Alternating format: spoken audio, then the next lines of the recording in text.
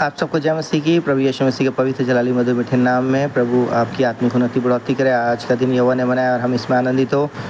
और मेरे प्रियो, आज भोर के समय प्रभु ने फिर से हमें मौका दिया कि हम वचनों को सुन और पढ़ सकें। अगर आज किसी का जन्मदिन, शादी की सालगिरह है, प्रभु आपको बहुत बहुत आशीषित करे। अगर आप बीमार या अस्वस्थ हैं, निराश, दुखी हैं, तो सच मेरे प्रियो आपको छुए और चंगाई दे, आपकी निराशाओं को, दुखों को दूर करे, परेशानी को दूर करे और आपको स्वस्थ तंदुरुस्ती का जीवन दे।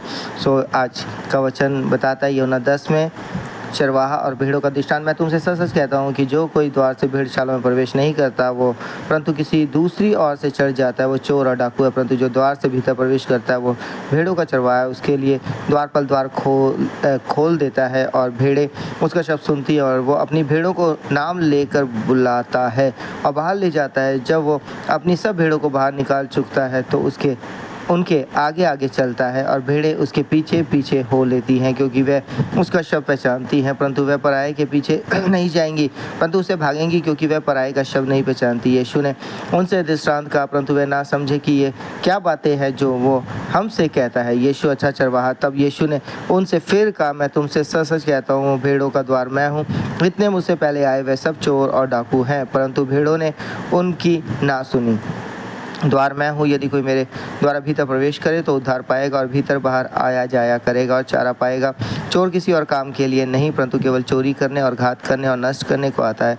मैं इसलिए आया कि वह जीवन पाए और बहुतायत से पाए। अच्छा चरवाहा मैं हूँ। अच्छा चरवाहा भेड़ों के लिए अपना प्राण देता है। मजदूर जो ना चरवाहा है ना भेड़ों का मालिक है, भेड़िए को आते देख भेड़ों को छोड़कर भाग जाता है और भेड़िया उन्हें पकड़ता और तितर बितर कर देता है। वह इसलिए भाग जाता है कि वो मजदूर है और उसको भेड़ों की चिंता नहीं। अच्छा चरवाहा मैं हूँ, मैं अपनी भेड़ों को जानता हूँ और मेरी भेड़ें मुझे जानती हैं। जैसे पिता मुझे जानता है और मैं पिता को जानता हूँ और मैं भेड़ों के लिए अपना प्राण देता हूँ। मेरी और भी भेड़ें हैं जो इस भेड़शाला की नहीं, मुझे उनका भी लाना अवश्य।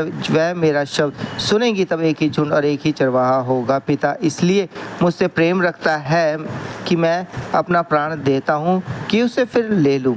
कोई उसे मुझसे छीनता नहीं, वरन मैं उसे आप ही देता हूँ। मुझे उसके देने का भी अधिकार है और उसे फिर लेने का भी अधिकार है। यह आज्ञा मेरे पिता से मुझे मिली है। इन बातों के कारण यहूदियों में फिर फूट पड़ी। उनमें से बहुत से कहने लगे, उसमें दुष्ट आत्मा है और वो पागल है, उसकी क्यों सुनते हो? अन्य लोगों ने कहा, ये बातें ऐसे मनुष्य की नहीं जिसमें दुष्ट आत्मा हो। क्या दुष्ट आत्मा अंधों की आंखें खोल सकती है? यहूदियों का अविश्वास। यरूशलेम में स्थापन पर्व मनाया जा रहा था और जाड़े की ऋतु थी। यीशु मंदिर में सुलेमान के ओसारे में टहल रहा था। तब यहूदियों ने उसे आ घेरा और पूछा, तू हमारे मन को कब तक दुविधा में रखेगा? यदि तू मसीह है तो हमसे साफ साफ कह दे। यीशु ने उन्हें उत्तर दिया, मैंने तुमसे कह दिया पर तुम विश्वास करते ही नहीं।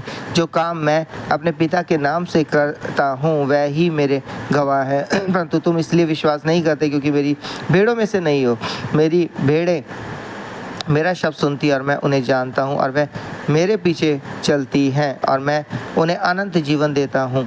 वह कभी नष्ट ना होंगी और कोई उन्हें मेरे हाथ से छीन ना लेगा। मेरा पिता जिसने उन्हें मुझको दिया है सबसे बड़ा है और कोई उन्हें पिता के हाथ से छीन नहीं सकता। मैं और पिता एक है। यहूदियों ने उस पर पथरवाह करने की फिर पत्थर उठाए।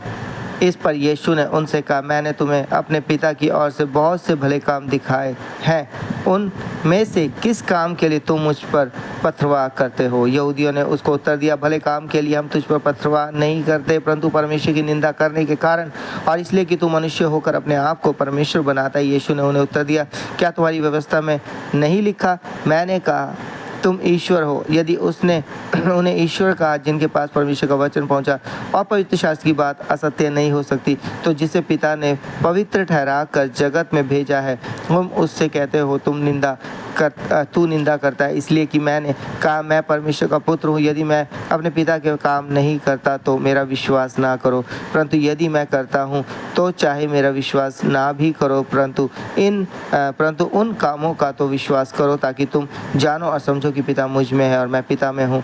तब उन्होंने फिर उसे पकड़ने का प्रयत्न किया, परंतु वह उनके हाथ से निकल गया। फिर वह यरदन के पार उस स्थान पर चला गया जहाँ यूहन्ना पहले बपतिस्मा दिया करता था और वहीं रहा। बहुत से लोग उसके पास आकर कहते थे, यूहन्ना ने तो कोई चिन्ह नहीं दिखाया, परंतु जो कुछ यूहन्ना ने इसके विषय में कहा था वो सब सच था और वहाँ बहुतों ने यीशु पर विश्वास किया। सो परमेश्वर पिता पढ़े चुने सुने हुए कलाम के दाम सबको बहुत बहुत आशीष दे। आमीन। आइए अपने सरों को झुकाएंगे, अपनी आंखें बंद करेंगे, प्रार्थना करेंगे।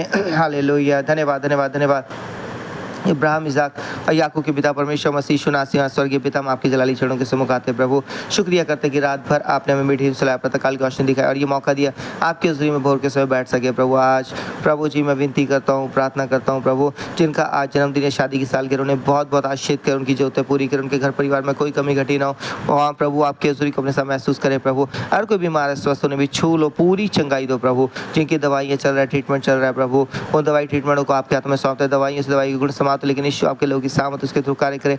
हर किसी का ऑपरेशन है प्रभु, उनके ऑपरेशन को सफल करे। उन डॉक्टरों के छूने वाले हाथ प्रभु वो आपके होने पाए प्रभु।